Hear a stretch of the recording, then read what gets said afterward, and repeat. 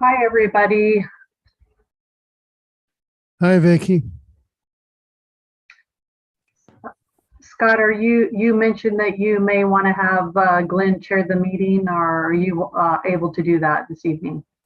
Uh, no, I'm still having coughing spells, and I think with as much reading as I'd have, I'd prolong the meeting.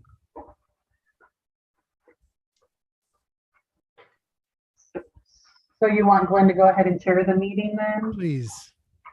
Okay. Can you guys hear me? I was having trouble with the microphone initially. Okay, thank you. I can hear you. Great, thanks. Is that all right with you, Glenn? Yeah, that's fine with me. I hadn't prepared for it, but that's all right. I think I'll be okay. Okay. Let me tear a I've couple. just been having a real bad sore throat with coughing spells and stuff, and sorry. Okay, so Holly, are you ready? And Vicky, are you ready if I call to order then? I'm ready. Technology's working. Okay. So it is 6:33. I will call this Planning Commission meeting to order for July 19th, 2022. First order of business, if you guys would join me in a flag salute. I pledge allegiance to the flag of the United States of America and to the republic for which it stands, one nation, under God, indivisible, with liberty and justice for all. Let me double check. I'm not sure. It doesn't look like we have a quorum. Just a second. I got.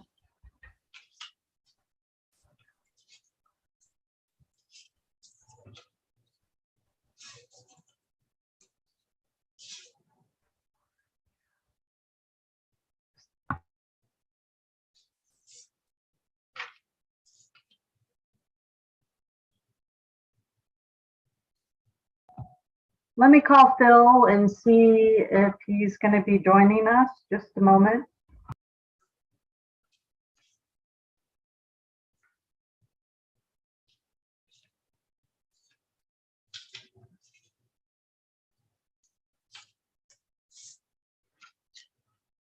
Glenn, Go ahead.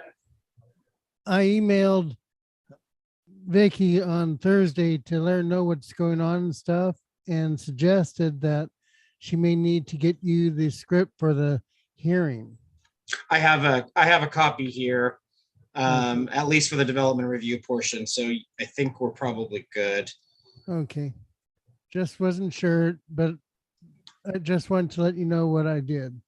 Holly, point of order, both the development review and the conditional use are going to be within one hearing, correct? Okay, Correct. thanks. Yeah, and So I can the script also will work for that then both. Yeah, and I could pop the script up on the screen if that's helpful for you, Glenn. Now I have the packet here, so as long as Okay. I've got that to follow along on, I think we'll be good. Okay, great. Okay, Phil will be joining us shortly, and then we'll have a quorum. Okay. Do you need a roll call? No, I can take it off of the side here. Perfect.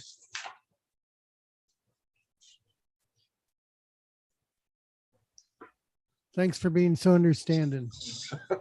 That works.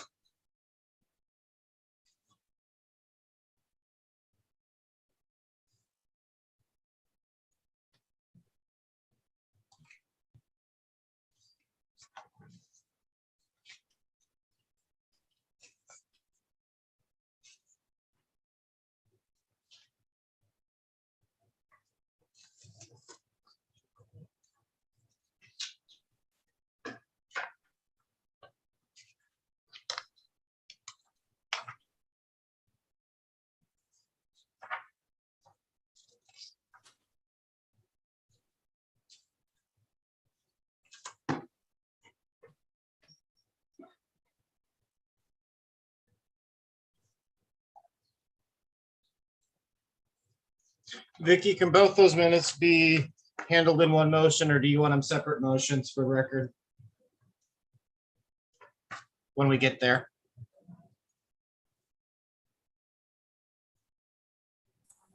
We can do it together, she said. She's on the phone. Okay, perfect. Thank you. You're welcome.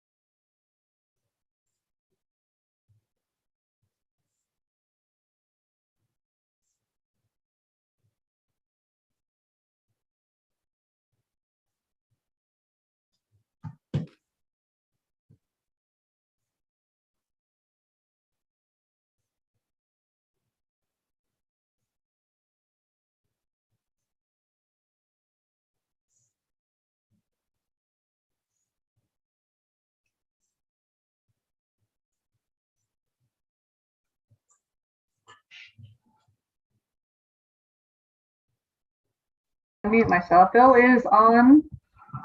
So you can Yeah, go ahead. sorry about that. I couldn't figure it out. My password didn't want to work, so yeah.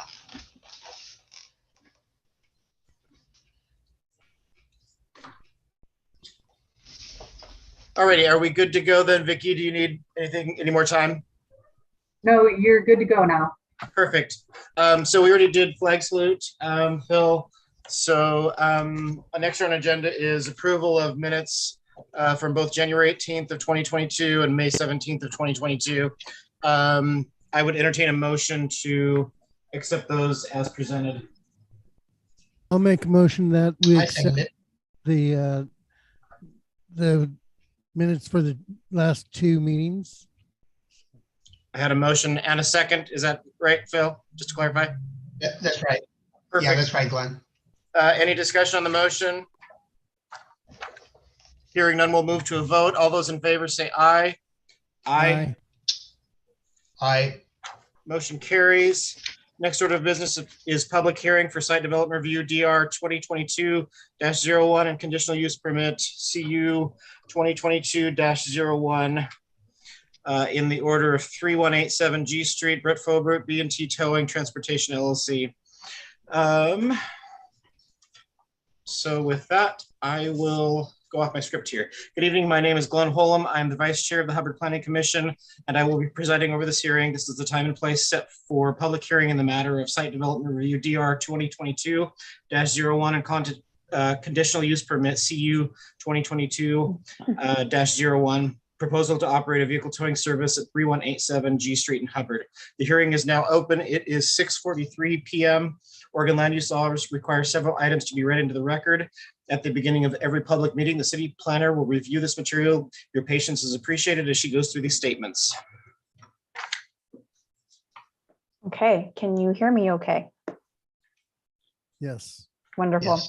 For the record, my name is Holly Byram, and I serve as the consulting city planner for the city of Hubbard.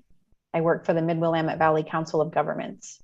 And I do have a legal script that I need to read, so please bear with me here. The applicable substantive criteria upon which this case will be decided are found in the Hubbard Development Code, sections 2.106, Commercial Zone, section 2.200, General Development Standards, section 3.105, Site Development Review, section 3.103, Conditional Use Permits, and 2.305, Vehicular Sales, Service, and Related Uses. All testimony and evidence received during this public hearing must be directed toward these approval criteria or to such other rule, law, regulation, or policy which you believe to apply to this case. Such issues, an issue which may be the basis for an appeal to the City Council or the Land Use Board of Appeals shall be raised not later than the close of the record at or following the final evidentiary hearing on this case. Such issues shall be raised with and accompanied by statements or evidence sufficient to afford this body and the parties to this hearing an adequate opportunity to respond to each issue. This public hearing will proceed with a staff report and any other comments from governmental agencies in attendance, followed by the applicant and all those who are in support of the application. All of those opposed to the application will then be allowed to speak, followed by those with general comments who are neither for nor against the application. Finally, the applicant will be entitled to a rebuttal period. Please state your name, physical address, and mailing address clearly for the record before your comments. Please try to avoid repetition if someone else has already expressed the same thoughts. It's perfectly all right to state that you agree with the statements of that previous speaker. Please be assured that everyone will have an opportunity to speak.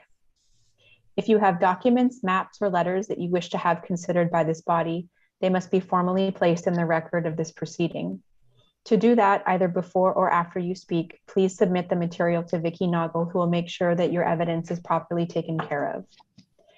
Prior to the conclusion of the first hearing on a land use application, any participant may request an opportunity to present additional evidence or testimony regarding the application. If such a request is made, it will be up to this body to determine if the hearing will be continued to a time and date certain, or if the record will be kept open for the submission of additional evidence. With that out of the way, I need to ask the audience and fellow commissioners a few questions. Number one, does any member of the audience have any objections to the notice that was published? No. Hearing none. Number two, does any member of the audience wish to challenge the jurisdiction of the Planning Commission to hear this matter? Number three, does any member of the Planning Commission wish to declare a potential or actual conflict of interest or bias? No. No. Does any member of the Planning Commission wish to report any site visits or ex parte contacts? No. I've been to the building. I've visited the building several times. Does any member of the audience wish to challenge the impartiality or ex parte disclosures of any member of the Planning Commission? Hearing none, City Planner Byram, will you please give the staff report? Absolutely. Okay, so again, for the record, Holly Byram, Mid-Willamette Valley Council of Governments.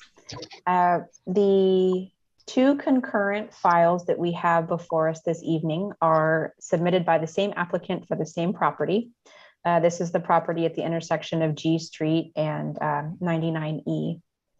And this originally started from a code enforcement letter. Hubbard Police had paid a visit to the property and spoken with the business owner. The business was operating without being registered with the city, and all businesses are required to be registered.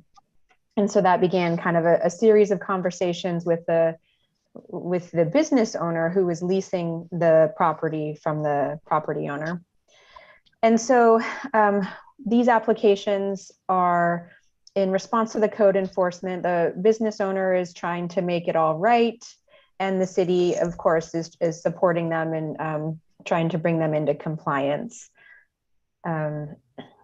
Obviously, it's an existing building. It's an existing storage yard. There was some old pavement on site. And so it's kind of an unusual application. It's not a new build. And so there's some unique considerations here. So this is a site development review and conditional use permit. They're both type 2 applications, which means that the Planning Commission will make the final decision tonight unless we are continued to next month. On page 2 of the staff report, I've included an aerial view so that you can see the building with some of the existing pavement out front, and then the storage yard that's fully fenced. And the fence has security slats around the perimeter. And then on page 3, I've included some of the Google Street View images so you can see the existing building there. So this is a commercially zoned property, similar to most of the properties along the 99E. As you move east on G Street, you have a couple more commercial properties that are actually developed with non-conforming houses. And then you have residential properties after that. And so it's kind of an interesting transition area. Obviously, across the street, we have a gas station, and just to the south, you have another towing business, which may have been grandfathered in as a non-conforming development. I don't think their storage yard is paved, for example. So different era. On page 4 of the staff report, I've included the applicant's site plan. And so he's indicated the existing building, the concrete area. There's also an area that was paved, but then gravel over it that they are proposing to repave. And then the fenced yard is not paved, but unfortunately the development code does require that for a towing service, that yard is paved. And so I'll get into that in a little bit here. And that was part of the discussion we've had with the applicant here. So as I mentioned, commercial district, none of the zones in Hubbard mention a towing service because it would be impossible to mention all potential business types. And so when that happens, the Planning Commission needs to look at other similar uses and make a determination if this is an appropriate use for the zone. The closest use is an auto repair, because this property owner mentioned to staff that not only would he like to continue to operate his towing service, but he would also in the future like the option to do some auto repair in the existing building there with the garage bays that roll up. And so this is the closest thing that staff can find to a towing service would be an auto repair shop. I will mention that in the industrial zones, there is an automotive dismantling, wrecking, and salvage yard, but it seems like that's a much more intensive use and that doesn't really apply here. The applicant has described his business as operating primarily during business hours, and the way their business works is the tow rigs leave in the morning and return in the evening. They respond primarily to insurance calls, and so the vehicles that they tow are typically dropped off at a repair shop elsewhere that night. He said that it was pretty unusual that they would stay in the yard for more than a day or two. And I'll let him speak to that more when he has a chance after the staff report. So that being said, automotive repair is probably the closest land use, and that is listed as a conditional use in the commercial zone. And that's the reason why there's a conditional use permit request as well. On page 5, there's a set of criteria that we haven't discussed recently. And this is section 2.305. It's manufactured home, trailer, and vehicle sales, service, and related uses. There's a list of types of businesses that are required to follow these certain standards. And these are service stations, vehicle sales, boat sales, and then including that is a towing service. And so some of the standards that apply here are that the whole yard needs to be paved. The lot needs to be screened if there's any other residential zone properties in the area. The merchandise, most of the merchandise other than the vehicles need to be stored in a building and so on. And so this is the criteria that applies here today. This is part of what triggered the site development review. Is this change of use to a towing service triggered this? And so that's why we're here this evening. Getting into the criteria for the site development review, that is on page 6 of the staff report. The first consideration that Planning Commission needs to discuss is characteristics of adjoining and surrounding uses. And I already discussed that briefly about how we're kind of in a transition zone between commercial and residential here. And there are some other auto related uses on this corner already. The property currently doesn't have much landscaping, and that would be a recommended condition of approval that the applicant provide that minimum 10% landscaping. Let's see, there's no proposed changes in the lighting. So there's not much concern there about impacts to neighboring businesses or properties rather. Criteria B is about drainage and erosion control needs. And this is kind of an interesting one because a lot of the site is already paved or paved under gravel, and there is actually a storm drain in the existing parking lot. And then the yard is compacted gravel, which has a similar runoff curve to a paved yard. And so it's the city engineer is recommending that when this yard is paved, that they likely will not trigger any kind of stormwater improvements on this site because of the existing conditions there. And then also the proportional development that's proposed. C is about public health factors, and that typically applies to water and sewer services. Those are existing connections and there's no changes proposed to that. D is about traffic safety, internal circulation. So if you look at the required parking on this site, it actually could be up around 16 spaces. And once the front lot is paved and the yard is paved, it seems like the applicant would have no problem meeting that. We do need to have those spaces striped, and then the spaces along the property perimeter do need to have a parking bumper or a curb there. Let's see, there's some basic dimensions for those parking spaces, and I've included those as well. They are required to provide some bicycle parking. That would be easy. Even if none of the existing employees bike to work, we don't know who we'll hire in the future, and we don't want to jeopardize the safety of local employees. And also, if they add that repair facility, you would certainly want your customers to be able to walk and bike safely to your shop. Let's see, so at the bottom of page 7 is general right-of-way improvement widths. There's one typo in here, and I'll explain that now. Highway 99E is a major arterial on your transportation system plan, and G Street is a future collector. And so what they should be in width is 100 or 101 and 60 feet wide. G Street right-of-way is already 60 feet, but as we know, 99E at this point is 80 feet wide. And that has been a consistent recommended condition of approval in the past few site development reviews that we have done. And what that looks like is taking that right-of-way from 80 feet to 101 feet, which requires a 10-foot dedication on each side of the highway. So the recommendation here is consistent with the last 3 or 4 site development reviews that we've done, is that 10-foot right-of-way dedication on the Highway 99E side, or 50 foot from center line. Let's see.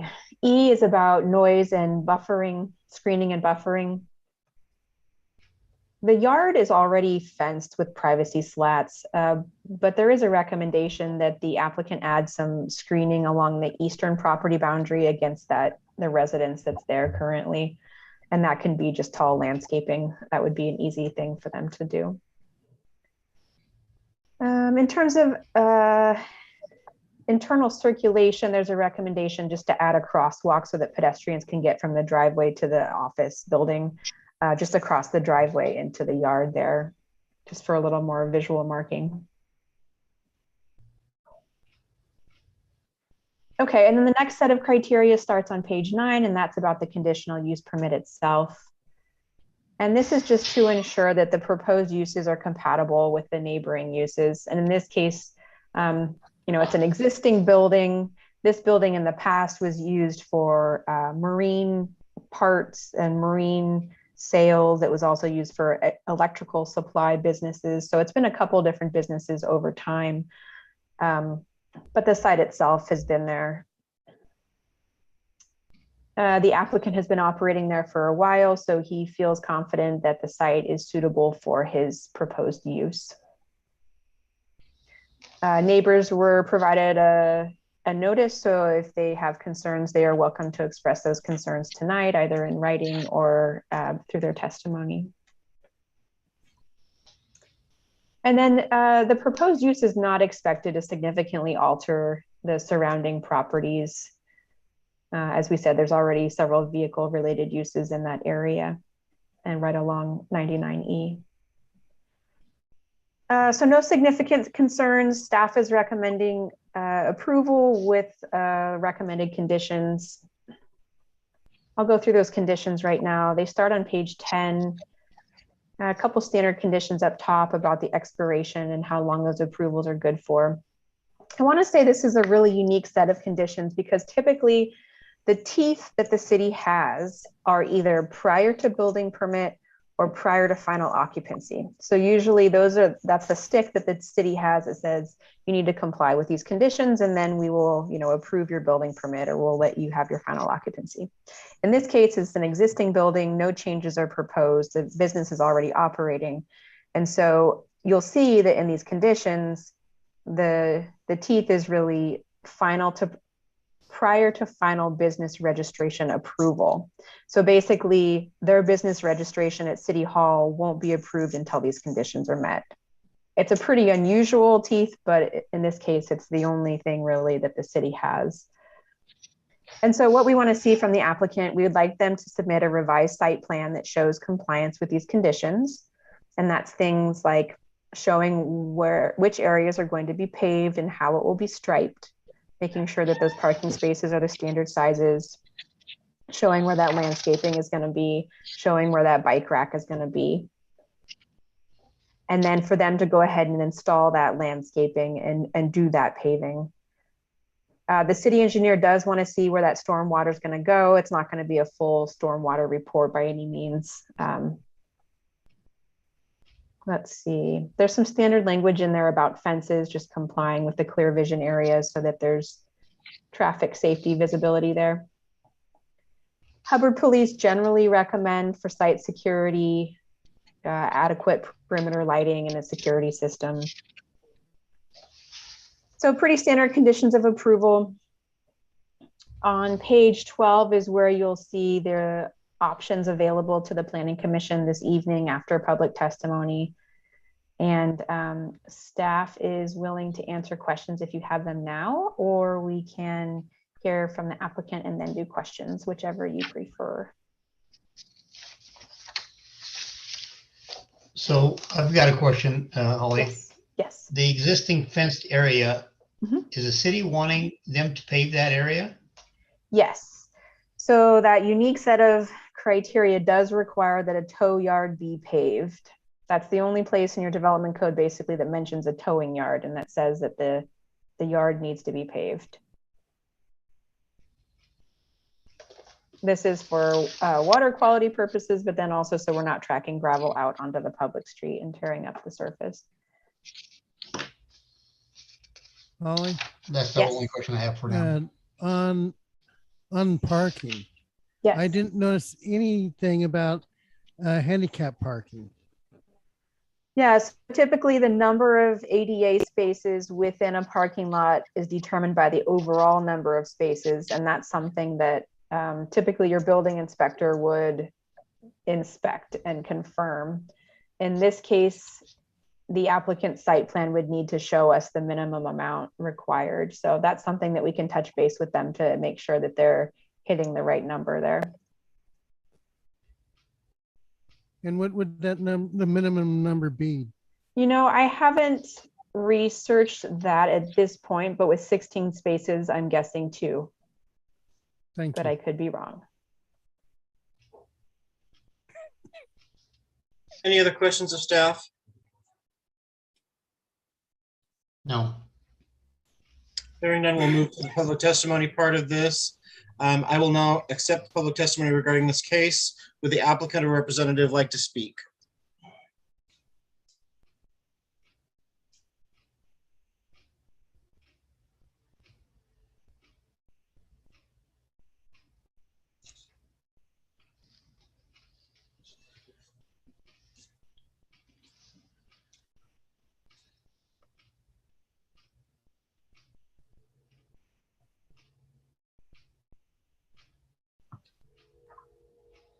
Going again, would any applicant or representative like to speak?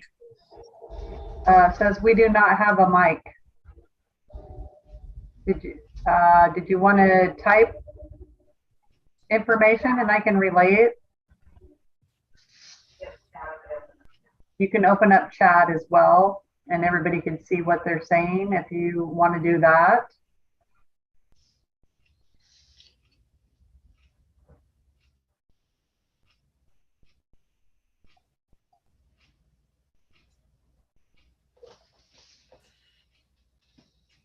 Did-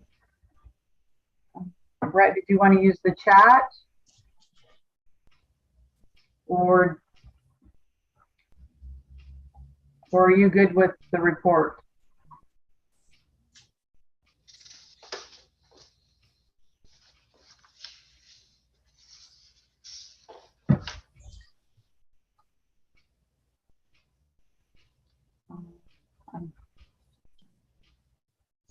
Okay, they said they are good. We are good. Okay, I'm seeing that in the chat window. Okay, we'll move along. Is there anyone who would like to speak in support of the application?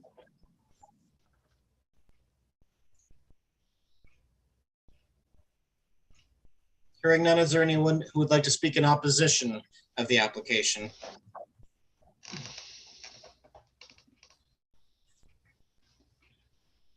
Is there anyone who would like to speak neither for nor against the application?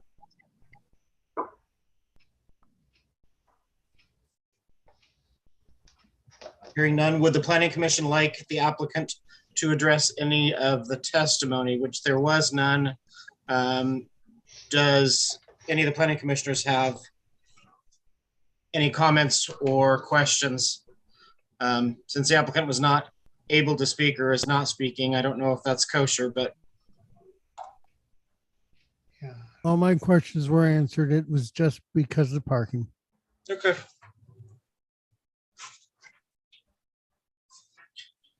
So before I close or continue the public meeting, are there any additional questions from Planning Commission of staff or anyone? As a reminder, once I close the hearing, only commissioners or staff may speak. Hearing none, public testimony is now over. I will close this meeting, this public hearing at 7:06 p.m. and I will now entertain discussions on the application and or a motion. I move to approve the application because if the applicant is good with all of it, the city's happy, I think it's easy. Second. I have a motion and a second. Is there any discussion on that motion? Hearing none, we'll move to a vote. All those in favor, say aye. Aye. Aye. I, That motion carries. So that we have approval of DR 2022-01 and CU 2022-0-1. That is the end of our agenda, unless anybody has any other items that need to come before us tonight. Just thank you for handling this for me. Oh yeah, no problem. Vice Chair, just a quick note for the applicant. Brett, at this point, what will happen is I will send out a notice of decision, and that will go to you and the property owner, and that'll be a 12-day appeal period after that. So the decision is final if we don't receive any appeals. So we'll be in touch, and you're welcome to email us or call us if you have any questions. Awesome. Do I hear a motion to adjourn? So moved. yes. Second. All those in favor, say aye. Aye. I, Aye. Thank you guys for coming. Appreciate Good it. night. Thank you, Holly and Vicky and yeah, sorry, Lisa. sorry I was late. No, it's all good. We got business done tonight. That's a good thing. That's a good thing. Okay, thanks. See you guys. Bye. All right, Thanks, take care. everybody.